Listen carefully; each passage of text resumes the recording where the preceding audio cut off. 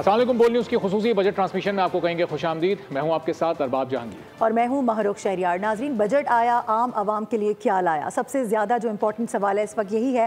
Post budget conference हो चुकी है जिसमें हमने देखा कुछ सहाफ़ी नाराज़ भी नजर आए, किसी वजह से बॉयकॉट भी किया गया, लेकिन उनको मना लिया गया। लेकिन ओवरऑल सिचुएशन इस वक्त जो है काफ़ी हद तक उससे आवाम खुश तो नज़र नहीं आ रहे हैं, नाला ही नज़र आ रहा है। एज़ यूजुअल जब हुकूमतें इस तरह के बजट देती हैं तो फिर जाहिर सी बात है आवाम के कुछ तहफ़्फ़ुज़ात होते हैं, उन्हीं पर बात करने की आज कोशिश करेंगे। एक्सपर्ट भी हमारे साथ मौजूद होंगे, उनकी राय भी लेंगे। बिल्कुल। वक्त गुजरने के साथ साथ अब इस बजट पर काफ़ी क्लैरिटी भी लोगों की आती जा रही है और हमने देखा कि जो तनख्वाहदार तबके का जो स्लैब था उस पर भी एक क्लैरिटी आ चुकी है कि किस स्लैब को कितने फीसद टैक्स में छूट दी गई है और कितना रिलीफ दिया गया है। अब ये मुनासिब है या नहीं, ये ज़ाहिर है एक अलहदा डिबेट है, इस पर भी हम बात करेंगे। और फिर जो एग्रीकल्चर सेक्टर जो पाकिस्तान का सबसे अहम तरीन सेक्टर है उसके लिए इस बजट में क्या कुछ था, ख़ासतौर पर जब फूड सिक्योरिटी से मुतालिक बात होती है, फ्रूट्स एंड वेजिटेबल्स की प्रोडक्शन को बढ़ाने से मुतालिक जब हम बात करते हैं तो उसमें जो रिसर्च के इदारे काम कर रहे हैं उनके लिए अब कितना बजट रखा गया है और ओवरऑल एग्रीकल्चर की ग्रोथ के लिए क्या कुछ सामने आ सकता है इस बजट में, इस पर भी हम गुफ्तगू करेंगे। वहीद अहमद साहब पेट्रन चीफ हैं fruit and vegetable exporters association के, हमारे साथ मौजूद हैं। शाब इमाम साहब टैक्स एक्सपर्ट हैं। शाब साहब से ज़रा गुफ्तगू का आगाज़ करते हैं। शाब साहब, क्लैरिटी आ चुकी है कि 6 लाख से 12 लाख तक जो जिनकी सालाना इनकम है उनको कितना टैक्स देना है, 12 लाख से 20 लाख तक कितना टैक्स बनता है, फिर 20 से 32 तक ये जो कमी माइनर सी टैक्स स्लैब में की गई है टैक्स रेट में, ये इसको आप मुनासिब समझते हैं? क्योंकि पिछले साल जब बजट स्पीच की गई थी उसमें कहा गया था कि ये कुर्बानी दे रही है इस वक्त तमाम, खासतौर पर तनख्वाहदार तबका, तो अभी भी उस कुर्बानी का सिलसिला जारी है, कोई खास कमी तो हमें नजर नहीं आई? नहीं, काफ़ी कमी हुई है। देखें, जो जिनकी 12 लाख तक की वो है तो उनको सिर्फ 1% किया है और 6 लाख तक का जो स्लैब ना इन्होंने दो तरह से किया है। एक तो परसेंटेज कम की है उस टैक्स की, और दूसरा ये कि स्लैब को इन्हेंस कर दिया है, जो लिमिट है उसको बढ़ा दी है।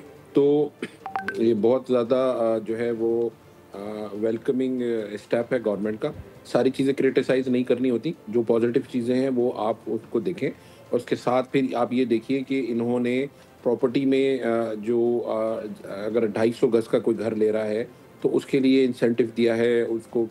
स्टेट बैंक से बात करके उन्होंने कहा है कि उनको मॉर्गेज के सिलसिले उनके लिए बनेंगे, लो कॉस्ट हाउसिंग स्कीम के लिए का प्रोवाइड किया है। वो आवाम को ही उसका समरात आएंगे ना, आप इसका आवाम को फ़ायदा होगा। फिर ये कस्टम साइड पे आप ये देखें कि बहुत सारी जो फूड्स और उनकी रॉ मटेरियल या उनकी जो सीड्स हैं उस पे ड्यूटी ज़ीरो कर दी है। इसी तरह जो गाड़ियाँ हैं वो 3 साल से 5 साल प्रपोज़ किया है।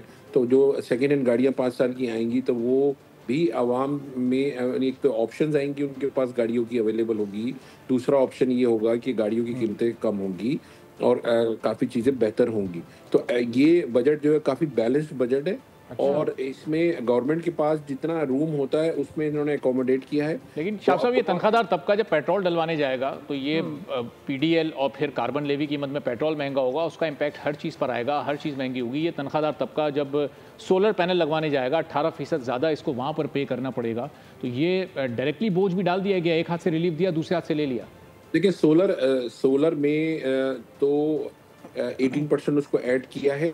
देखिए, आप ये समझें कि अगर गवर्नमेंट के पास लिक्विडिटी आती है, रेवेन्यू उन कैश फ्लो में ये बढ़ते हैं तो डेफिनेटली फिर वो लॉन्ग टर्म बेसिस पे वो एजुकेशन में इन्वेस्ट करेंगे, वो आपके हेल्थ में इन्वेस्ट करेंगे, वो पे बैक होता है। और 18% जो कंज्यूमर टैक्स है इसमें सोलर में, उसमें डेफिनेटली जो है वो जो आवाम है वो तो बहुत छोटा सा सिस्टम लगाती है 40-50 हज़ार का, तो उसमें अगर 18% आप लगाएं तो बहुत नॉमिनल से इंक्रीज़ है और वन टाइम बेसिस पे है।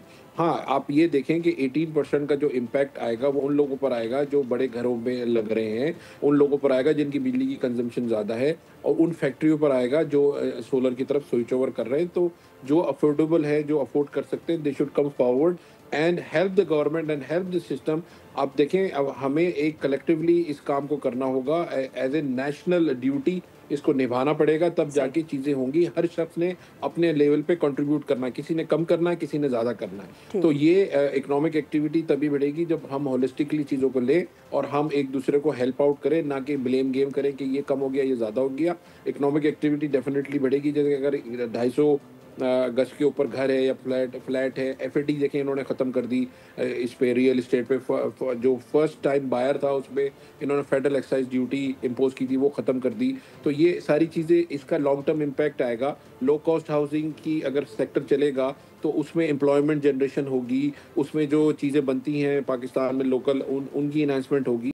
ये एक पूरा इंटरकनेक्टेड एक पूरी चेन होती है, और उस सप्लाई चेन में जो लोग होते हैं, किसी को ज़्यादा बोझ होता है, किसी को कम होता है। बिल्कुल आप सही कह रहे हैं शाह साहब। मैं आपकी जानिब दोबारा भी आऊँगी, एक सवाल आपसे और भी लेंगे आपके जाने से पहले। वही सब्सक्राइब करें और बेल दबाएं ताकि कोई खबर रह न जाए।